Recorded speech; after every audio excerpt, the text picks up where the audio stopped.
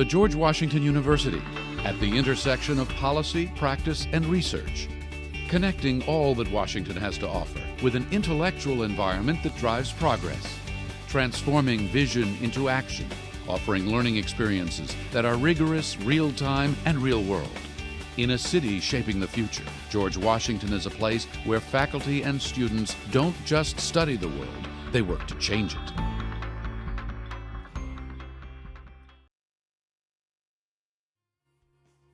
Hello everyone and welcome back to the EGF. We are getting ready for our next match of the day. George Washington, the Colonials, going up against the newcomers to the EGF, UTA, University of Texas, Arlington, the Mavericks. And this is our first time seeing the Mavericks, so this one should be a fun match to, to say. These are two teams kind of on the rise here in the EGF.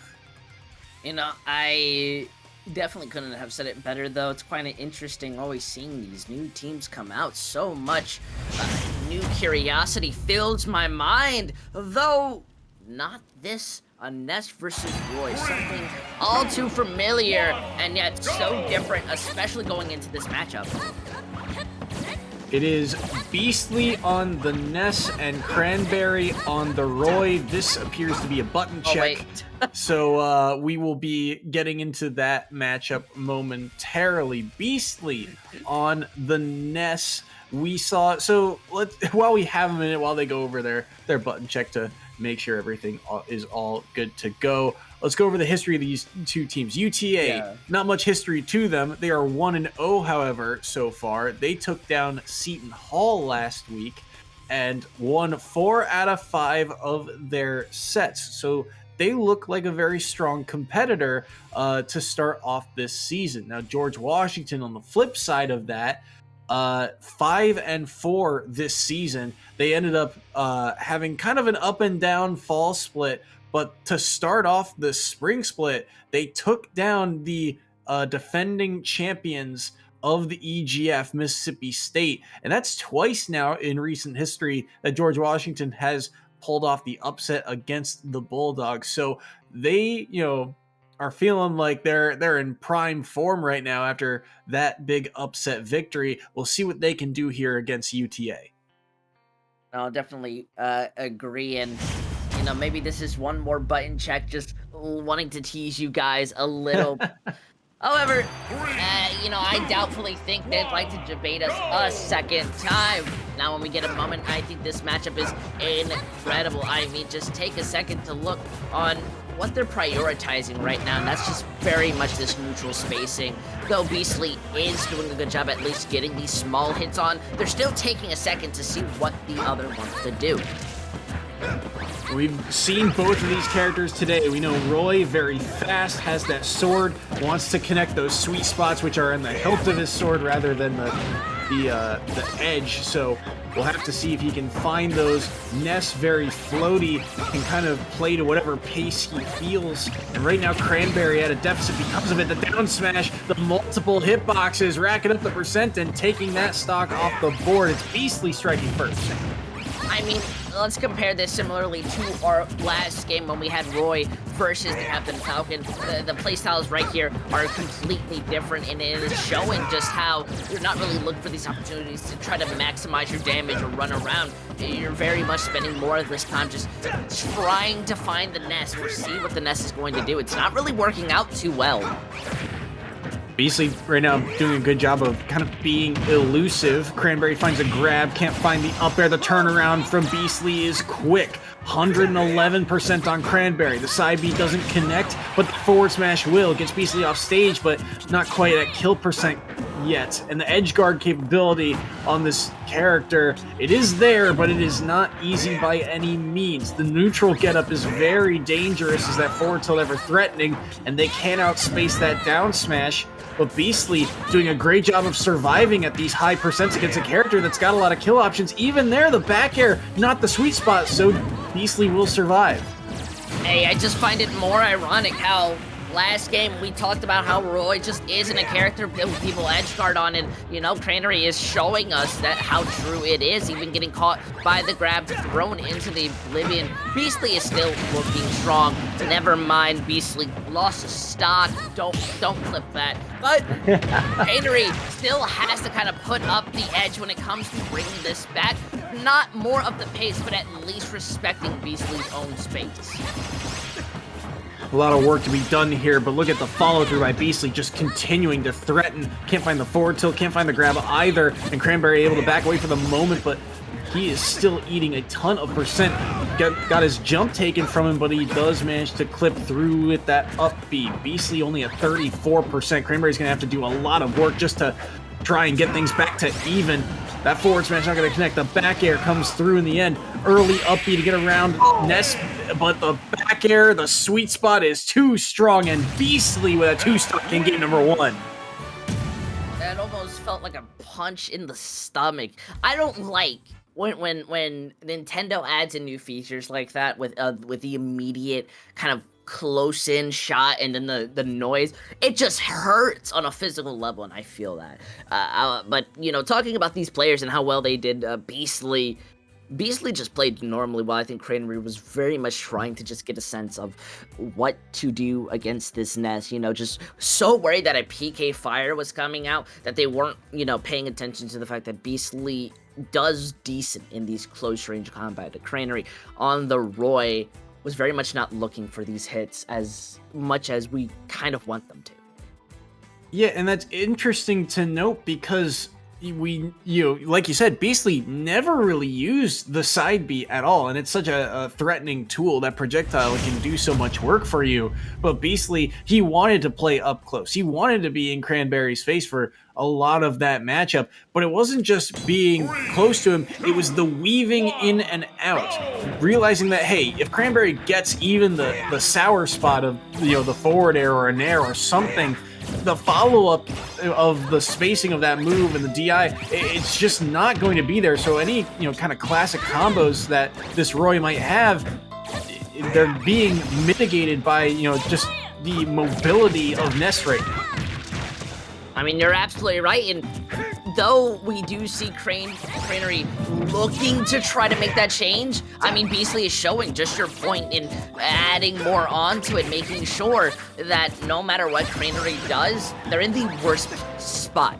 Maybe that's just due to the fact that Ness is incredibly small, but you're just not going to be able to land these hits if you're looking to aim lower. That being said, Beastly has the lead here. That's a good down tilt though, but a good quick air dodge back to stage buys Beastly some time. That's another huge grab on the neutral getup, and Cranberry, just wanting to press his attack, cannot do so. Beastly takes the first stock. I mean, the Ness's grab is just rude in that factor.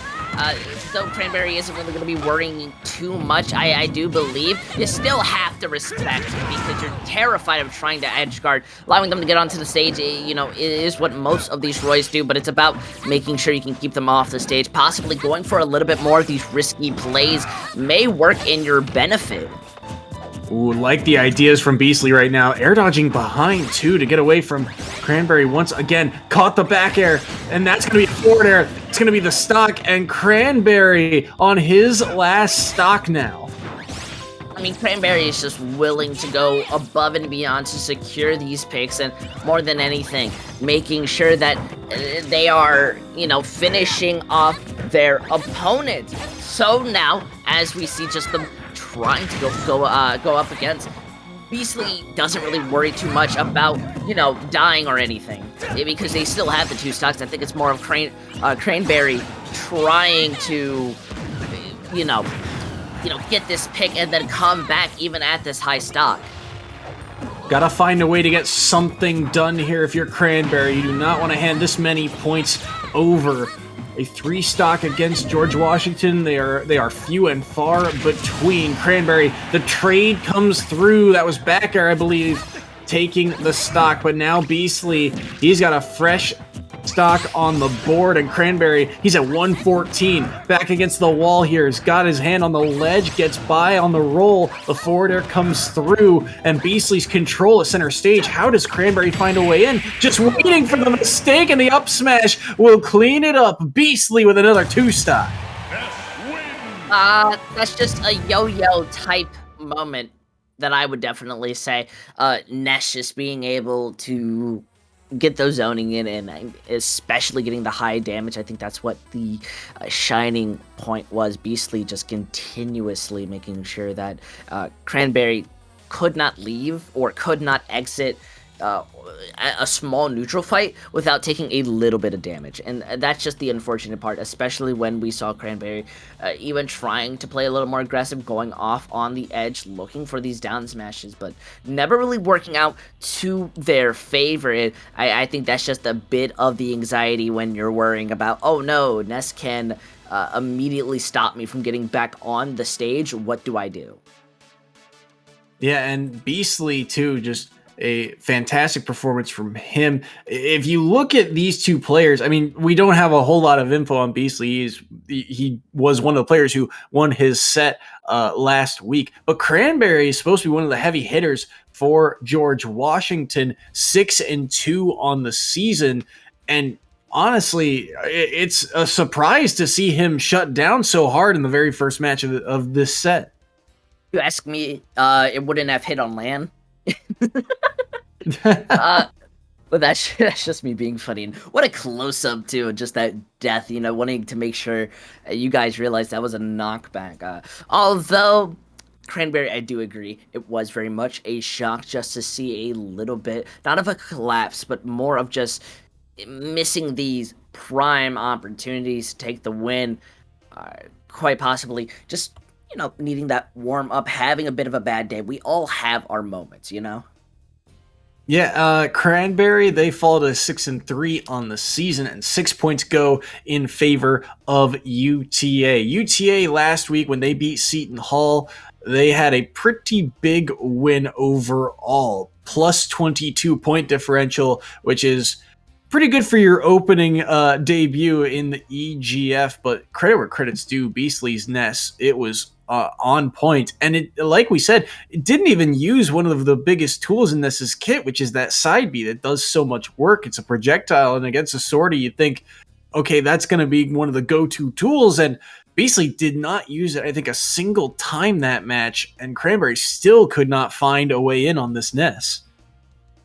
I mean, absolutely true. But, taking a second to look at the next players and their characters, I think what's the word? Overjoyed, scared, confused. I got a lot of feelings. You know what I mean, Soy? Because, you're seeing what I'm seeing. A possible Solid Snake versus a Greninja. What world is this? We will have to see. Over the snake that you reference, Over is 3-0 so far this season, and we again haven't seen a whole ton of him, but 3-0, when he comes in, he's been very good. And there are actually very few snakes here in the EGF. We haven't had a snake. I don't think we saw a snake a single time in season 2. You'd have to go back to season 1, the last time we saw this character really be used, and Over doing a very good job of utilizing Snake's tools. On the other side, Phenom, a possible Greninja matchup here, unless they opt to switch. We'll have to see what they bring to the table. We've seen some Greninjas in the past, kind of mixed results. A lot of them, the thing about Greninja, very combo heavy, but if they can't find those combos, they get shut down very quickly. Similar almost to what you saw in Cranberry moments ago, where when they are on a roll, they are hard to stop. But if they never get going in the first place, that kind of comeback potential gets shut down very quickly. And that seems to be the case for at least most of the Greninjas in this league. We'll have to see if that's the case here or not for Phenom. Yeah, but, I miss the days of Smash 4 where you could just continuously, down smash. You just look to just, trample on top of the player's head as Greninja. That was my favorite part of the game, but no longer a feature. It's upsetting and punishable. So I think this would be kind of interesting. You know, a character that has a lot of wind up when it comes to those hits may be very weird. However, we're always looking for a surprise when it comes down to the EGFC. Now my question goes, I think Greninja has a better skin, actually. Yeah, that was going to be my question. Who looks cooler? Well, we start off this match on Town and City. Phenom off to an early start, landing some of those combos, but over, you know, this Snake, very heavy and can take a lot of trades. Look for the placement of those grenades and the mines. The movement also can be a little tricky at times with things like B reverses and such. But Phenom still really pressing his advantage here. That's a sweet spot up smash. That's the stock, and Phenom taking the early lead. I mean, realistically, what is Over supposed to do besides from going to the opposite edge, placing down a grenade, and trying to force the opponent to just walk into it? A lot of what Snake does is very obvious, and that makes it really hard to land these hits, or especially the down B, which is, you know, a bright red blinking mine. Unless your opponent's colorblind, you know, you're gonna have to really try to land it on. Gotta be careful here if you're Phenom. Greninja on the lighter side of the cast, and at 96, Snake has got a lot of kill power in his kit, but not a lot of it is very fast. It requires a lot of setup. That being said, Phenom already taking that stock with the forward air off that combo, just quickly making use of that opportunity, and all of a sudden Over is on his last stock. I mean, it will take a lot of resources for Over to truly get these kills. Greninja just outpaces, especially the setup. Over is looking to try to get this grab, hopefully set something up, but it's just somewhat impossible. Phenom is making sure, more than anything, to distance themselves from any form of the grenades when they're placed, meaning that you're just getting no value with the same strategy. With that up air, that's dangerously close to the stock, and Over's got to be very careful here, looking for any kind of opening. Once the up smash, won't find it. Sweet spot up smash, nearly finding the stock. Threatening the up air was Phenom. Couple B reverses get Over out of dodge, but that forward air very threatening. That up air, all the hitboxes, not gonna be able to do it quite yet. And Over staying alive, but only for a moment as the neutral B pokes through, and it's a 3 stock for Phenom. Not like this! Over. You let go of the shield. Why? Were you trying to parry? Did you want him to kill you? Look! He let go! Ah! Oh, no. Oh, that hurt me on a spiritual level, and that's mostly since Over had no control over how this game was working or how it was going to go throughout the entirety of this match. And I think that's a given due to the Snake versus Greninja matchup. I mean, just look how much the Greninja is able to set themselves up, combo into it, and pretty much get away scot-free, sitting there in the red for a majority of the time. And Snake doesn't have any instant moves that kill. It's all about setup and wind up, especially the rocket, which is so easy to dodge. And it, you know, obviously you don't recognize because he has a lot of grenade type items. That's the side B. And I think it becomes increasingly a problem, you know, because what are you genuinely supposed to do when your opponent doesn't have the brain capacity of a Yoshi player and walks into your attack? No, wait. Oh, yeah, let's go. Just had to zoom in on that. Made me think of something else. My heart. Ah! Brutal. That is the, I think, best descriptor of game number 1. Phenom played at such a pace that Over had no time to get anything ready. And now in game number 2, no character swaps. We'll have to see how Over adapts here. That's a lot of points on the board for UTA, and this is a smaller stage, so I expect a few more trades, a little bit more boxing between these two, but Over, you can tell, he's just trying to get some grenades ready, trying to make it very difficult for Phenom to find a way in. But the other thing I noticed about that game number 1 is that Phenom, he was not always going for the combos. It was often just a nair or a forward air, and then he dips out immediately, just slowly chipping away at this heavy snake. You're absolutely right, and that's solely since the Greninja really doesn't have to go in. Those grenades, you run into a risk. Like that moment, you hold on for it too long, you're going to damage yourself, put yourself in the worst possible position, and the Greninja can just go in, get a little chip damage, leave, let you hurt yourself, come back in to kill you. I mean, Over is not in the best position right now, and is still struggling. This is pretty decent zoning, not allowing the Greninja to walk in, but you're not achieving too much out of it.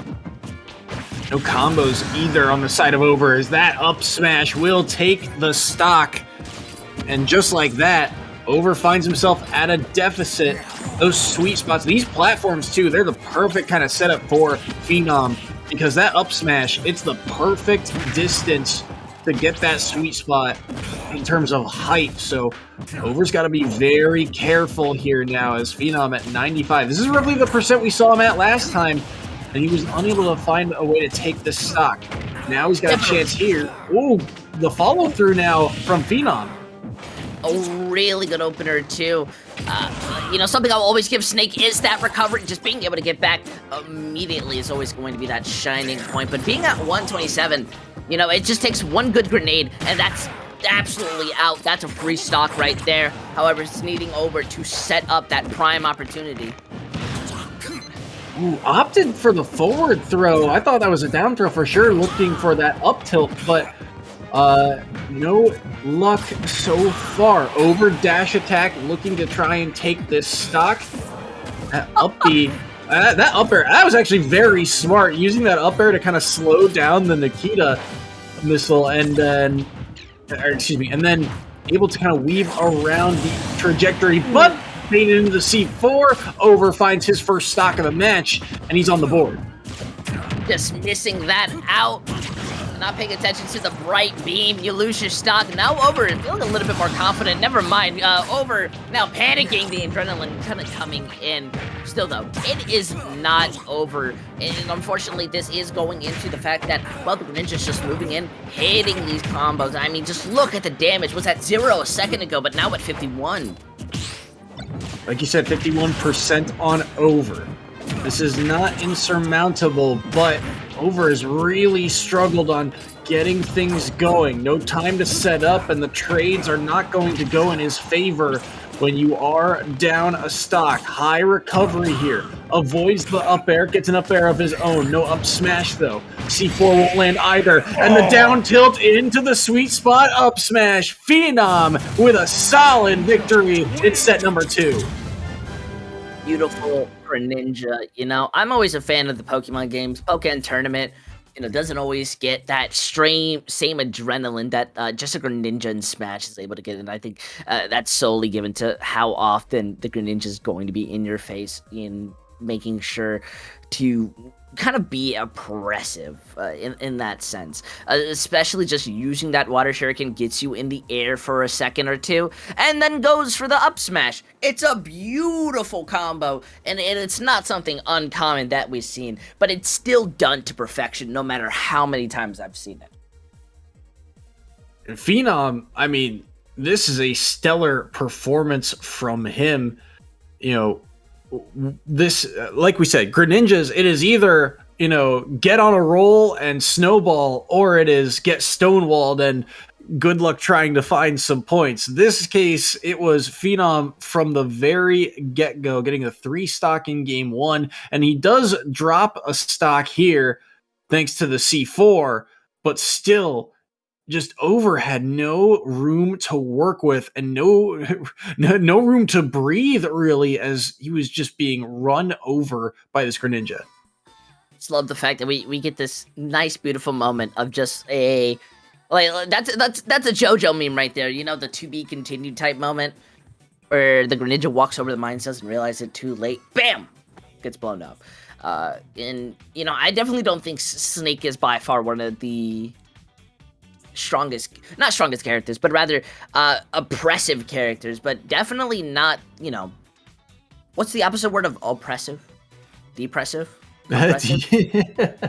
It's a lot of words, but, you know, I definitely feel that Snake needs a little bit more of the opportunities, just had none in the back pocket to pull out, and that's really good counterplay coming from their opponents. Yeah, and over as a Snake, you do have options, but I think it was just a style type of perspective, right? Over is the type of Snake that needs that time to set up in the first place, and when you don't have that time, Snake can afford to take a lot of trades when you're constantly, placing grenades and C4 everywhere. When you're playing Minesweeper, and sometimes you just end up getting hit by a couple of your own explosions. It just happens. But when you are losing the boxing trades all of the time, when Greninja is finding those combos, you are in for a world of hurt, and Over just could not find a way to survive at those high percents. A fantastic job to Phenom for finding the sweet spot of those up smashes every single time. Now we get on to match number 3. This is Rip Van Winkle on the Wii Fit Trainer, one of the anchors of this George Washington lineup, going up against Curry and the Incineroar. I mean, this is going to be an interesting matchup. The Incineroar having a lot more utility just to kind of anybody walking in, but that's what exactly this Wii character wants to do. Wii Fit, though, man, it's going to be able to not recover, but set things up, be prepared. However, it does always seem that the Incineroar is looking to kill you before you get those moments.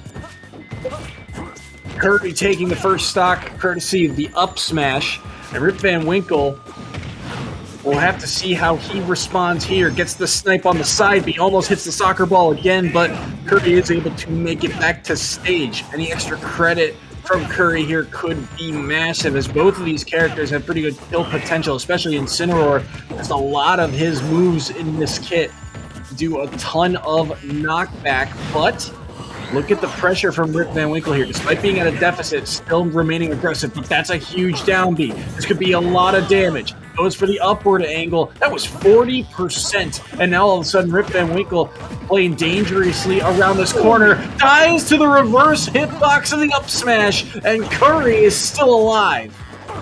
Really need some setups here.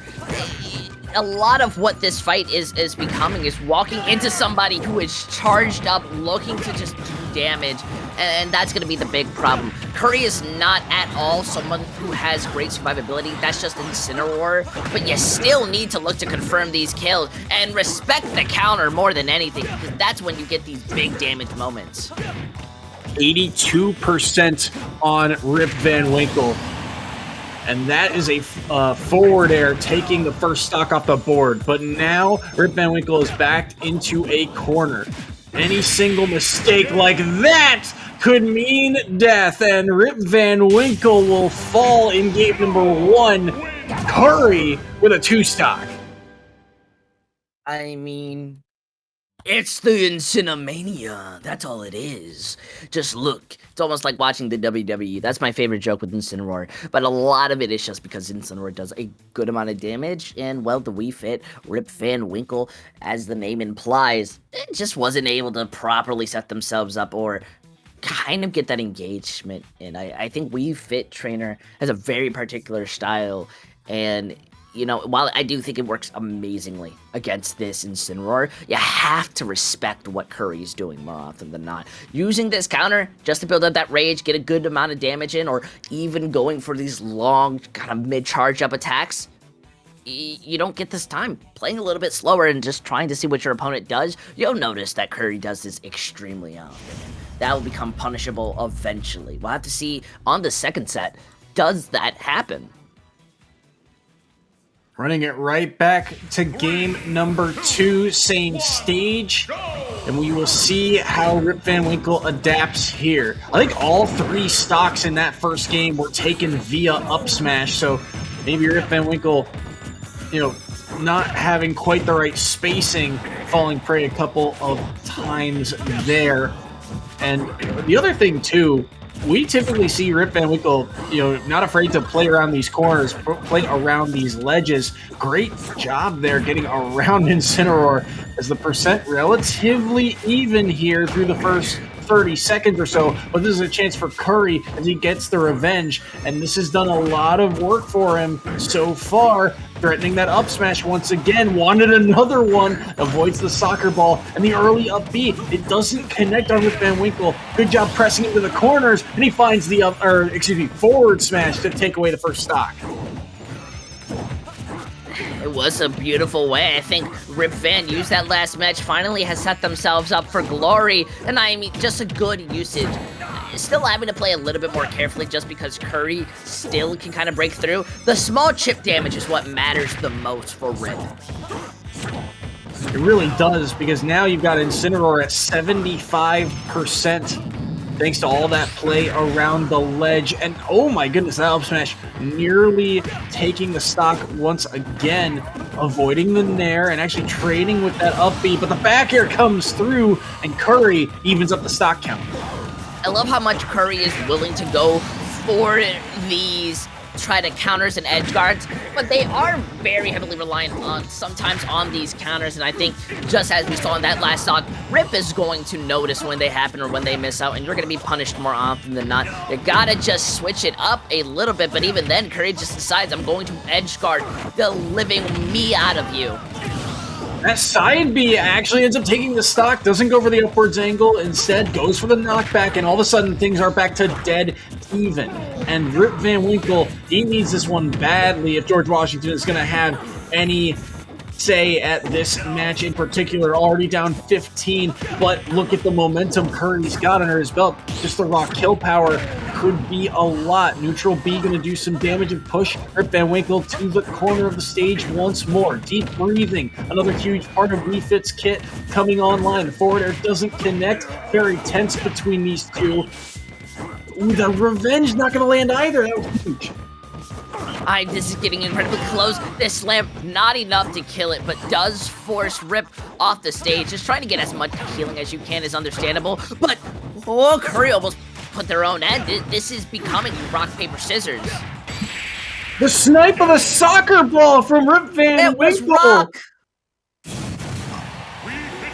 It was rock. That was the answer. I'm in shock. I mean, it was so tense between these two for a good, 30 seconds or so.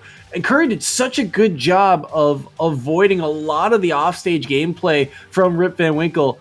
But sometimes you just want to go out and hit your opponent, and Curry could not find an edge guard against Rip Van Winkle, gave him a ton of second chances, and in the end, ends up getting hit by the soccer ball and losing his stock for it. Now, these players ready to jump immediately into game number 3, and why not run it back to Town and City once again? The full set going on this stage. It's been back and forth between these two, and the winner of this will get those extra bonus points online. But really, George Washington, if they're going to have any chance at a victory today, they need this one, and they need it now. But Curry already has Rip Van Winkle up to 8,500%. And geez, the damage this Incineroar can do, it's incredible. More than anything, I don't know if it's just me, but Curry seems angry going in for these rush, and is not really leaving, Rip Van's own, space. We're just seeing Curry's making sure to try to get as much damage as possible, not really trying to go for those counters. Just solidify some damage, force them to the edge, and do as much as you can before you fall out. I like it, Curry. Nearly lapping Rip Van Winkle in percentage right now. Rip Van Winkle trying to play a little bit closer to the chest here. That's the up smash, and that's going to be the stock off the board. That's the momentum that Rip Van Winkle needs, but Curry right now, those revenges do so much. I like the idea for that side B, not going to connect. And the neutral B, the initial hitbox does so much. It comes out so quickly, and all of a sudden Rip Van Winkle's on his last stock, and he's already getting comboed off a Halo. 50% nearly off of that. And the revenge, the side B nearly finding its path as well. The up smash, oh my days, that air dodge saved Rip Van Winkle's life in that moment.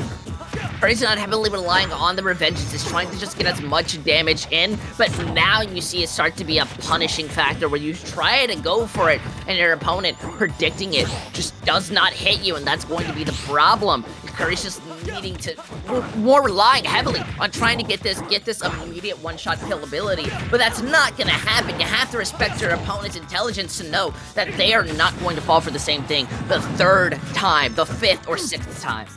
What a huge air dodge, too. Curry taking a lot of damage here. Down smash won't land. Jabs won't either. This is a down throw. Looking for a forward air. Can't find it. On the corner once more. Rip Van Winkle able to make it back to stage. Can't find the up air. The jabs get him away from the grab, but these up smashes are starting to come out more and more. Gets around him and finds the back air. So Rip Van Winkle evens up the stock count. But that up smash nearly takes the stock, and now Rip Van Winkle, he has to play near perfect. 104% on him. And against Incineroar, any move right now could be the killing one. Finds his way out of the corner once more. Nair combo follows up 60% here. Rip Van Winkle can't find the grab, but the revenge on Curry is gone. The hitbox of up smash comes through, and Curry puts this game on ice. That's what I call an Cinemania. Being able to get that hitbox was insane. I mean, that was a back of the head type. That's illegal in MMA fighting. How is that legal in Smash? I mean, how many times did we see in this game the up smash not only kill, but the backwards hitbox of it too? I mean, like you said, he's behind him. He's swinging the wrong way, and it still manages to clip him and take the stock. And Rip Van Winkle, I mean, he put up a great effort here to try and mount this comeback in particular in this game. But Curry, I mean, incredible effort. The grab right there you're seeing on that stock, missing him. I think, I'm not 100% sure if this is what happens here, but I think the what is it? The pancake, when Incineroar lands, I think he's too small. He's underneath, he's underneath the grab, and he hasn't gotten back up from the nair yet. And so Rip Van Winkle's grab doesn't actually land, and that allows Curry to throw out the quick neutral B, which has a stronger hitbox at the start of that move, which allows him to take that stock. Incredible stuff from both of these players, but Curry just finding the one or two openings and making the most of them. Honestly, you just said it best, and I've had a moment to calm down from the adrenaline, but honestly, that was incredibly close. If let's say the hitbox didn't land, Rip could have gotten a bit more damage and got closer to the headshot potential. Just look at that back air. These players were ready to go up against each other. We didn't even have a moment to talk before the third round truly landed, showing how serious they were both taking, needing to be in the moment. And, that's a given. Not another backhead. Oh, no. The same thing once more. Still, though, look at that, bringing some points back into the favor of one side. Still, though, I'd have to give it to the Incineroar. That was at least a hitbox difference. I mean, you're looking at a 17-point game now after that win, thanks to Curry, and that is technically a win for UTA, but we still do play out the last two sets of this match, because remember, we've got tiebreakers and playoff potential on the line for these two teams. UTA, they get this win, but maybe they could up their lead, or George Washington, if they get the next few wins, they could kind of mitigate the amount of loss they are about to take. The round differential being a number one tiebreaker statistic, and then followed by point differential. And George Washington, in those two categories, they're actually looking pretty good. Round differential plus 13. They're tied for 5th in the EGF in that category. And in point differential, they are 7th overall in the league. So you're in the top third in both categories. But a huge loss here to UTA, that could really damage that tiebreaker category. Meanwhile, here we get into match number 4. Davey on the Pokemon Trainer and Starbucks on the Bowser. Ooh. You know, I've always shown my love for the Pokemon Trainer and most Pokemon characters, and while Bowser may not be one, definitely can feel that aesthetic there. I think it's increasingly more difficult for just Star to keep up with Davey's own mobility. And though now onto the Ivysaur, the range is beat, it's going to be a lot easier landing these hits. You're not going to have a character who's going Mach 6 all around you as if it's the Flash Netflix show.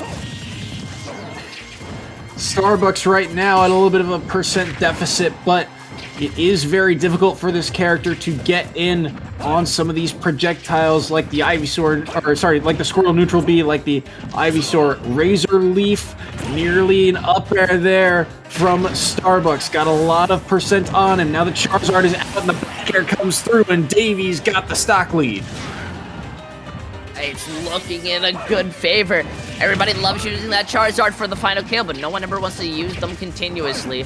This isn't Smash 4, I guess, but Davey still has to give a lot of respect to that Bowser. Just the grab already did 25% of that damage in, and that wasn't how that hitbox works. That one, I thought he was behind him, but either way, forward air kills, and Starbucks gets one stock off the board. 62% on him now, and the Charizard's still out here. Battle of the two big bodies right now, and Davey still playing with this Charizard at low percent. See what he can do here. Nair into forward tilt. He'll need a little bit more percent for that neutral. Oh, it comes through on the down air. My goodness, Davey, where did this come from? No, I was going to talk about how Charizard and Bowser are basically mirror matches in a small extent, but that was just dirty and that was rude. I mean, they both have strong attacks, they both do a lot of damage, but it's the edge guarding that Charizard tends to win out on and continuously going to be able to do a lot. I mean, poor Bowser, Starbucks at less than a stock, needing to just get back on the stage, but is having a lot of issues solely from the fact that the flamethrower on Davey is debatably a little better. Right now, Starbucks, every option he's trying to get in is just being snuffed out. Davey, he is on lockdown. He's on gridlock right now. There's nowhere for Starbucks to go, and he just keeps getting chipped away at. Forward tilt gonna land as well. Once again, Starbucks on the ledge. Back air, not gonna land on that shield. Another bit of shield pressure coming through. Oh! The shield, nearly finding the stock. Another one coming soon, but the up air doesn't quite land. Dash attack outspaced. Grab looking for the follow-up of, or jab, excuse me, into grab. The forward tilt from Starbucks gets Davey off. No! Blitz comes through in the clutch. Davey takes game 1. Flame charge!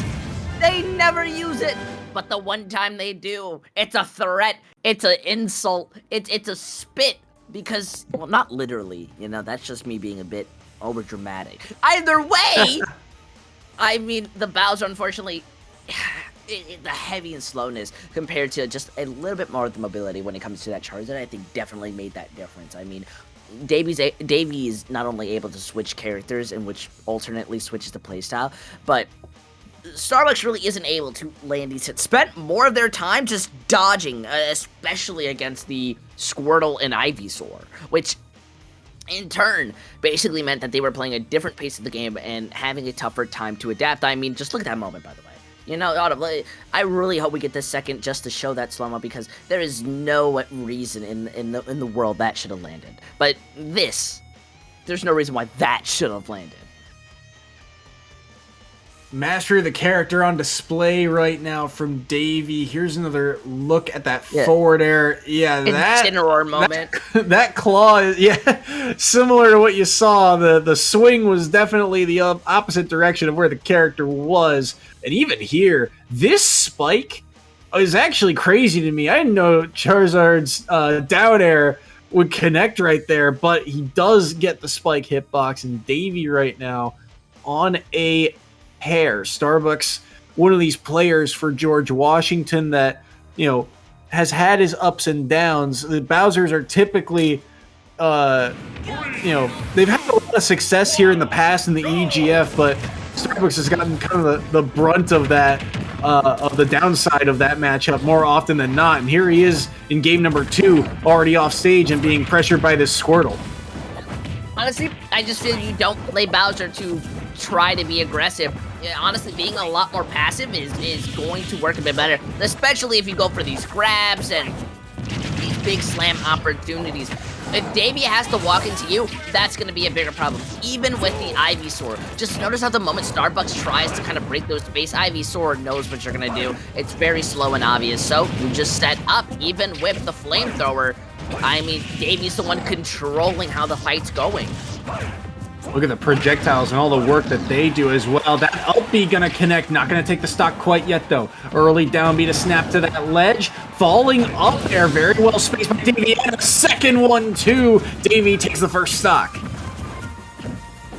It's looking pretty good, but Starbucks falling into that trap of walking into the opponent. Very much just wants to try to get a couple hits on, but again, spending a considerable amount of time just blocking, and you're not going to get too much done out of that because, once again, another stock is gone. Take a second and reevaluate. What can you do to shut down the Ivysaur?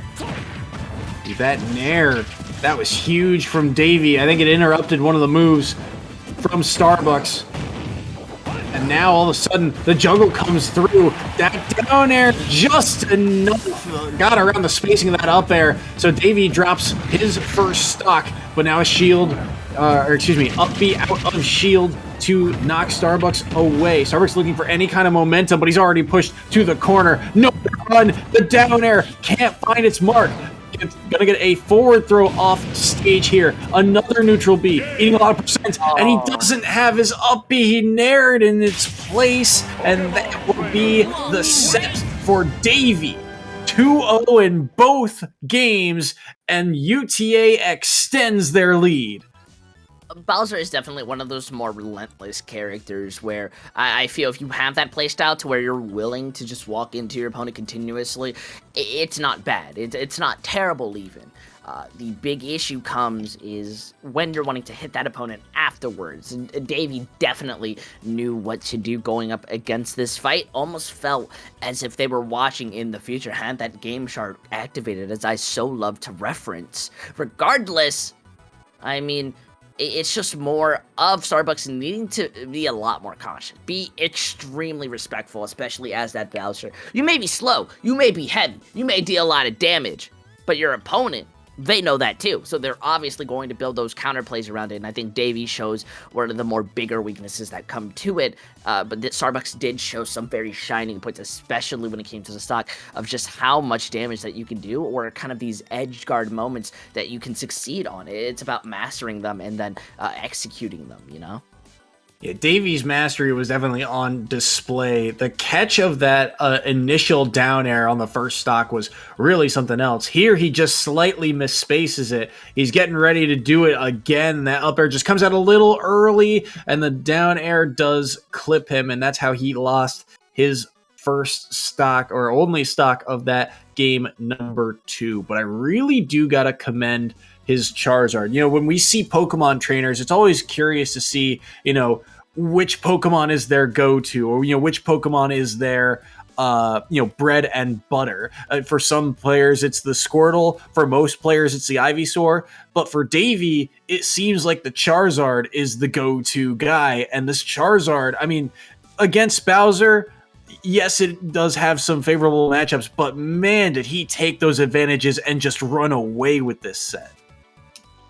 I mean, yeah, it's similar to what I said. Not exactly, just similar, that these characters are very much mirror matches, and I definitely understand going to that Charizard, especially when you're going for that kill. It's something that at least makes a lot more sense to me. I understand why you're going to do it. I respect it, especially. So, when we're going out and when we get a moment to look at one of the final matches for this set. It's definitely going to be one that's really fun, but not one that you can give up just as easily. You know, those map differentials matter. They do down the line. They are going to be very important for playoffs and tiebreakers. Again, these are two teams actually, these are teams in separate conferences. Now that I look at the format once more, UTA, they are in the actually no, these are both in the Eastern Conference. My apologies. This is an in-conference matchup, and that Eastern Conference, it gets a whole lot tougher now that Mississippi State, the defending champs, have moved over from the Central to the East, because the East now, you got a whole cast of characters and players on the rise. William and Mary, another top school, kind of in debate for one of those top standings. And UTA, newcomers to the EGF Smash Brothers scene, they are making a heavy case for them to be, one of the #1 seeds in that conference in particular. This appears to be a button check off the start, as you're seeing the last two names of this matchup. Kimonito, the Rosalina, and Luma for the side of George Washington. On the flip side of that, Army Oli, also known as Army from last week, on the Snake. And now we appear to be underway. I guess it wasn't a hand warmer. And Kimonito catching a lot of grenades for it, but this Snake from Army doing a lot of work, already getting rid of the Luma. Looking for a follow-up as well, but the C4 and the grenade will both go off, damaging himself, but the percent still in Army's favor. I'm still gonna say massive respect for not even looking to take a free stock or damage, and Smash players fighting players have so much respect for each other. I love it. However, what's not respectful is landing that mine, looking to blast this Rosalina off the stage, and it's kind of harder for the Rosalina to get in, and maybe that's just due to the different side of the Snake, looking to just play as close as possible and use their grenades and explosives kind of to emphasize it. We'll have to see. Ooh, that's a good grab as Luma already gone. The up tilts followed up by some slow jabs there. Looking for a mix-up maybe. Dash attack doesn't land, but it is countered by Kimonito's dash attack. Now he's got Snake up in the air. Multiple up airs, putting on the pressure. Hits the grenade instead. Hard to land now for Kimonito, but he does get away with it. But the dash attack comes through for Army, and the first stock is off the board. Honestly, this Snake can really play as weirdly as they want. They can just go off the stage and rely on using their recovery just to mess around. However, what you don't do is get close up to that Rosalina. I mean, the up smash speaks for itself, and now they're going to be looking to try to guard you off, try to pressure you, and this is a fairly even match because they both play so similar yet so different. Getting around that Nikita missile. Kimonito and Army still relatively even here in terms of percent, but Kimonito with a little bit of a lead. Army doing mostly a good job of trying to get rid of this Luma, but Kimonito, this stock, has held on to Luma for so long and is really starting to rack up the damage now. Now the dash attack comes through, so they'll be separated for only a moment, though. That C4 falls to the ground. It does not stick to Kimonito. Down air going to trade with the Cypher. The forward smash comes through for Kimonito, so Army is on his last stock. I mean, it's incredibly hard for the Snake to get these moments of set up. The Rosalina, every time, it's similar to how we saw before. The moment the Snake gets ready to throw something, they just leave. They're looking to counter and they're looking to mess around, even having to sacrifice a Luma, and I respect it. However, the chip damage is what matters the most, and Snake is looking to just erase all of it to restart it again, being back onto the single stops. It looked like Kimonito might have wanted a absorb rather than that side B, but either way, Kimonito drops his second stock, and we are on to a last stock scenario here, but Army at a huge percent deficit. Look at the follow-through from Kimonito, but that C4 gets him out of dodge for the moment. Then there it comes through. Kimonito and Army both pressing each other's shields, but it is going to be Kimonito just kind of backing away for the moment. Caught a grenade, and now all of a sudden the percent's starting to get back to even. excuse me, Snake has a lot of kill power in his kit. This is danger territory for Kimonito. The neutral air into the up air, not going to land the hard hitbox yet. Smash will do it, and Kimonito takes game 1. If there's anything I love about Rosalina, it's the fact that it takes less time to kill than the Snake. Though, honestly, that's the way that you really should be playing Snake. Not like the taking long to kill, but just how fast that Snake was going, looking to optimize as much of the grenades in the mines as possible, trying to just be spacious or force their opponent to kind of fall into that. I mean, look at that.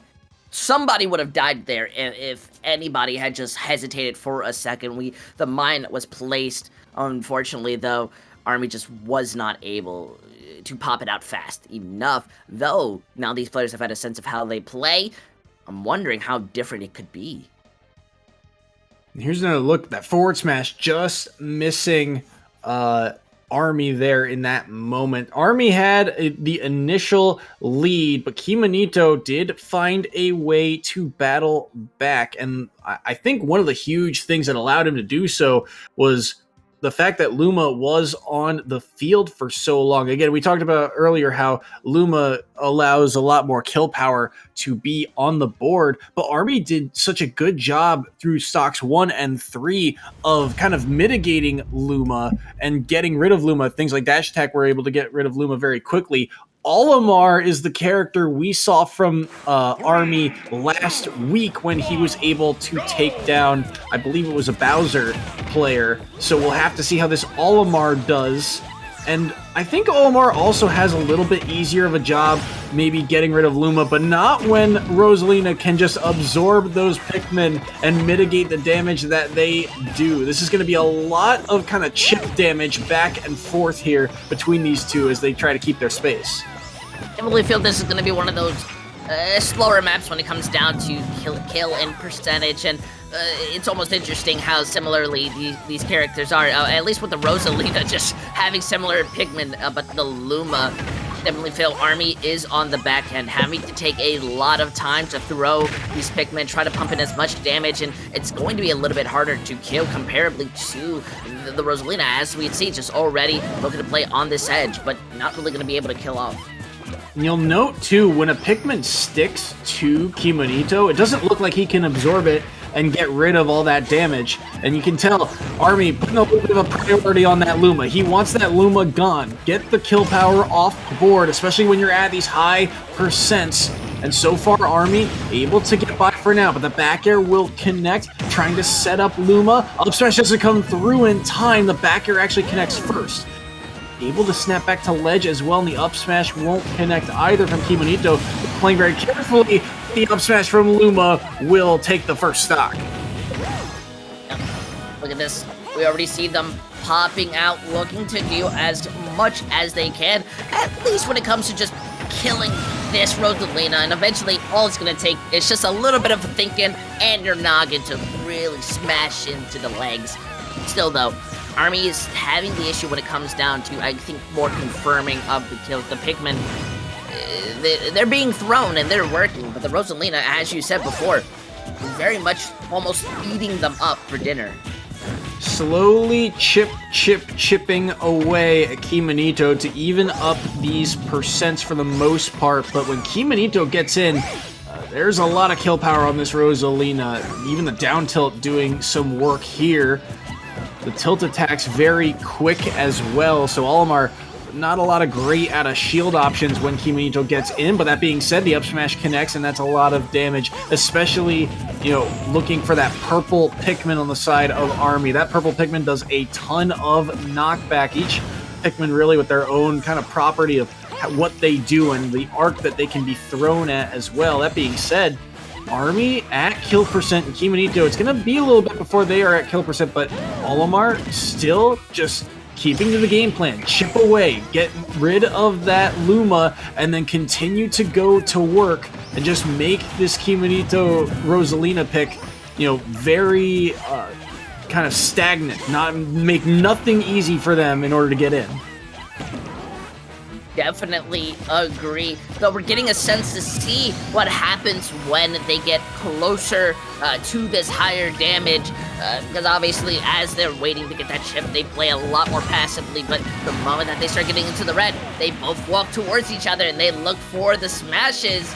Being back onto one stock is almost just a moment of them being kind of trying to think about how they want to play.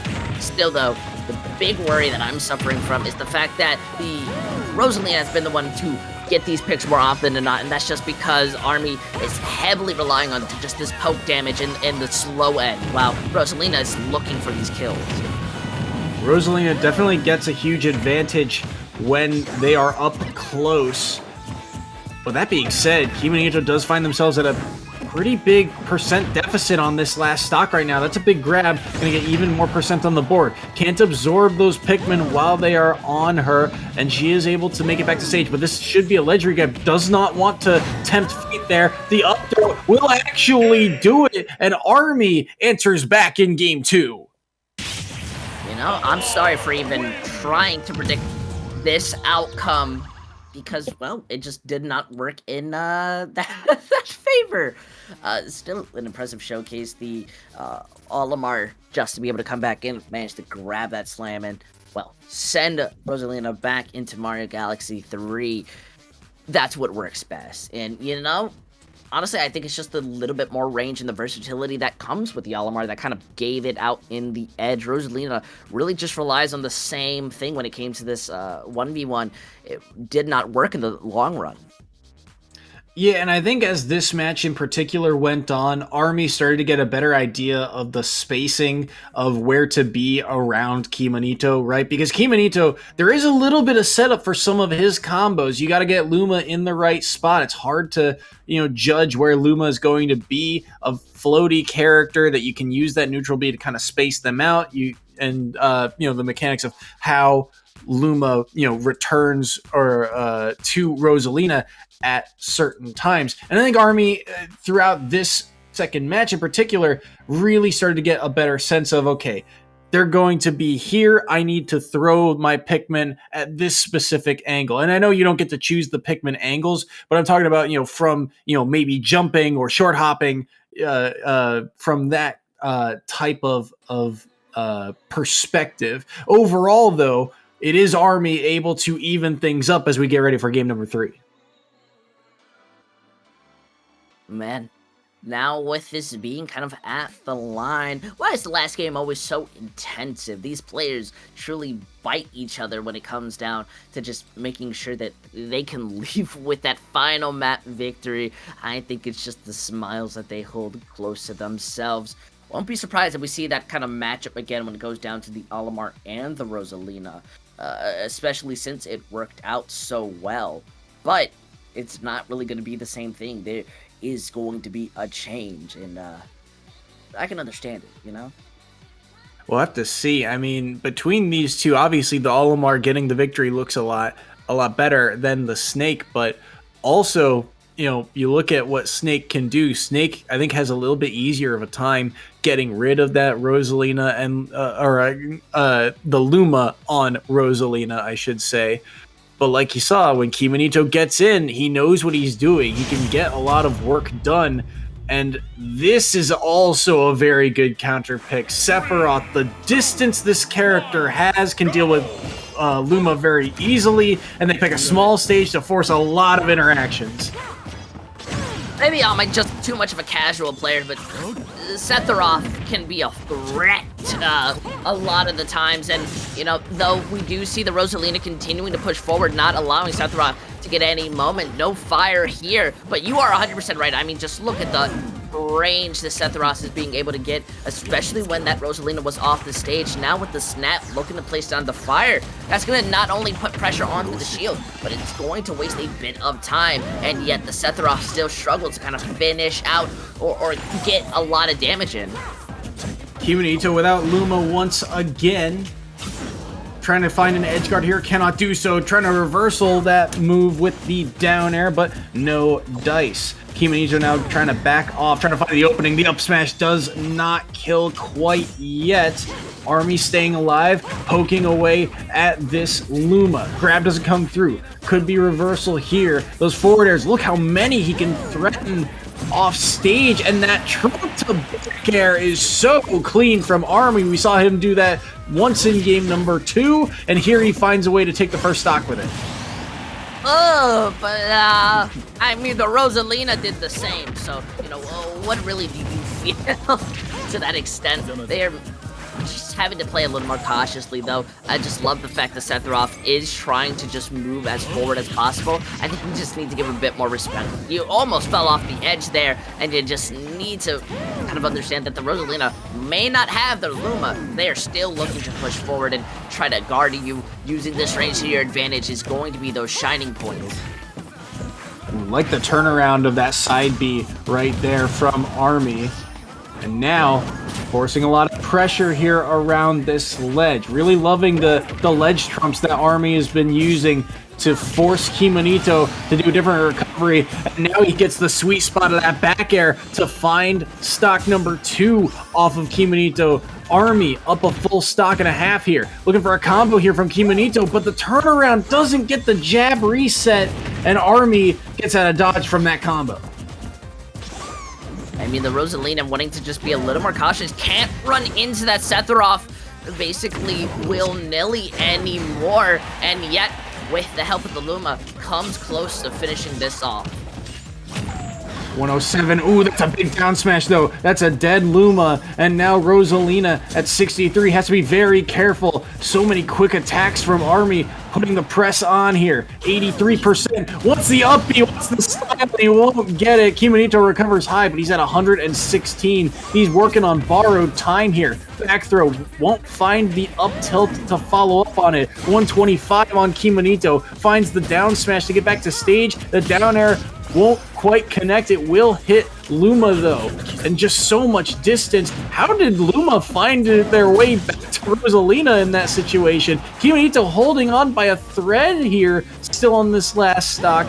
Floating back, trying to buy some time. The forward tilt doesn't land, but still, Army just controlling the pace of this match, and Kimonito does not have any way in. But that being said, look at the combo coming through. Nope, never mind. Army just quickly sending Luma away, and he's back into a quarter once more.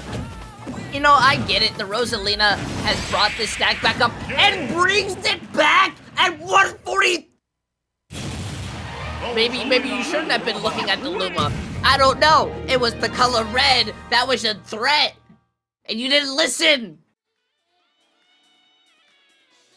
I've been shocked. Kimonito out of nowhere just reversaled this and turned it all around to take this set against Army. He was pressed to the court. 143 against Sephiroth. Gets the back throw. No Luma here. Just follows Sephiroth down, and then this forward air covers so much space, and it's important that he gets the full hitbox on this forward air. He doesn't just get, 1 or 2 hits. He gets the very last hit with all the knockback on it and is able to take this game.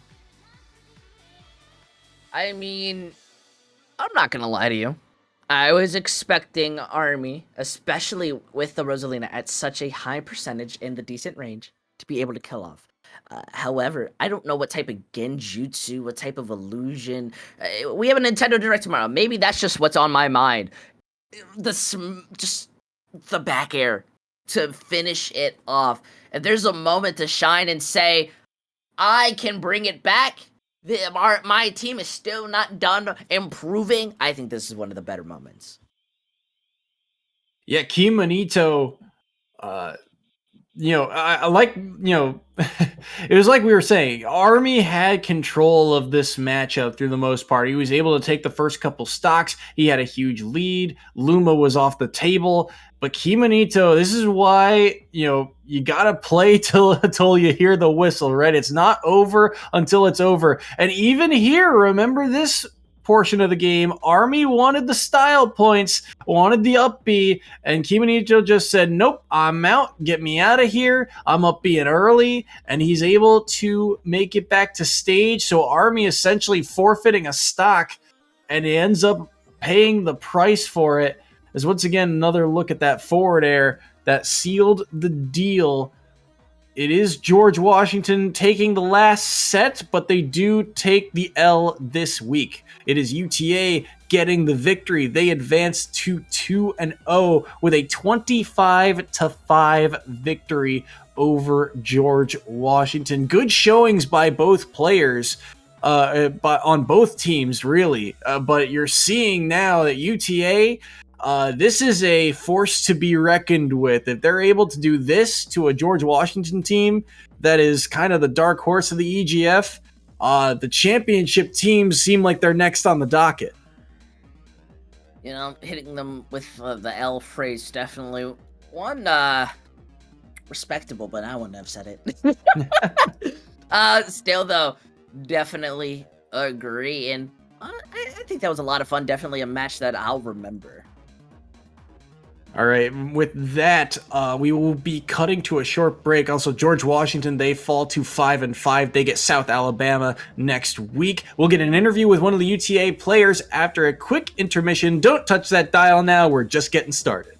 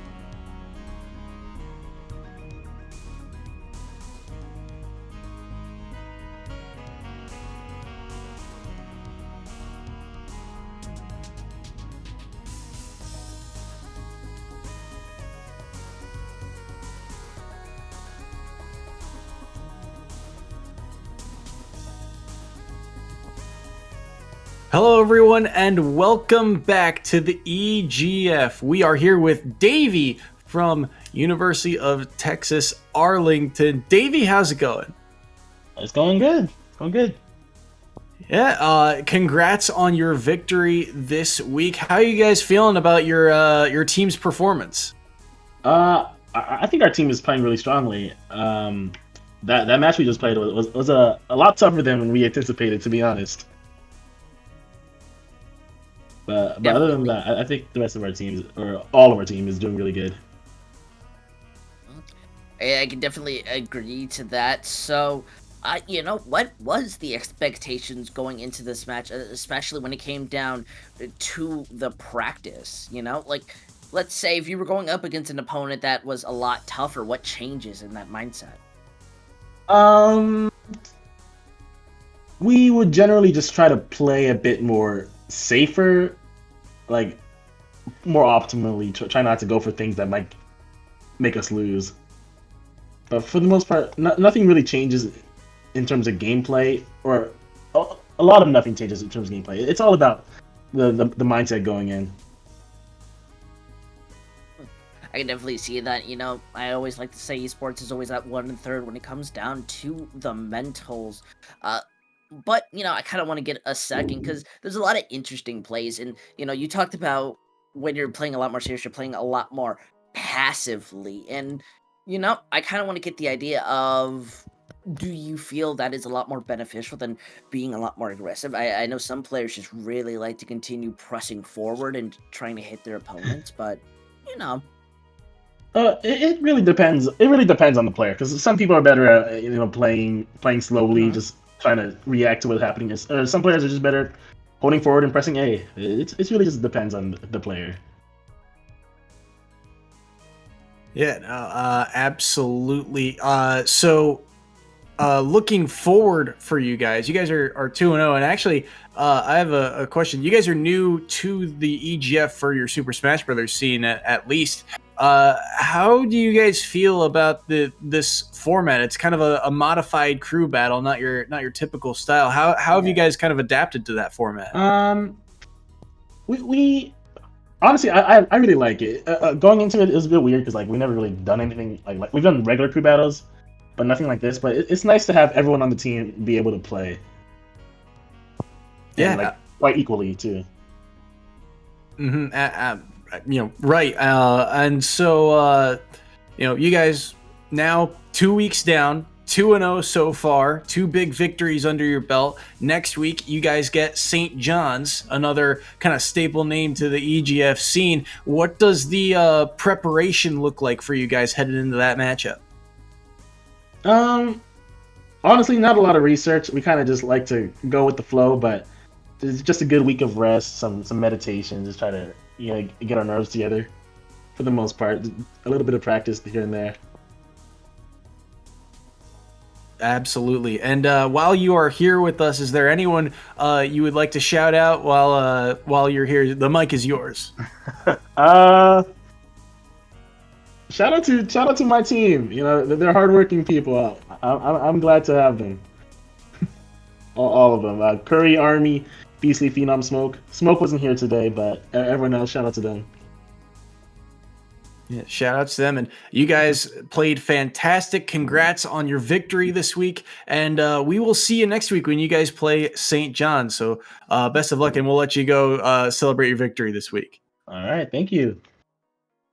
All right, and with that, we will take another short intermission. When we come back, our final match of the night, a rematch from way back, and I believe it was week 5. Marquette, the Golden Eagles, going up against Colorado after this. Don't go anywhere.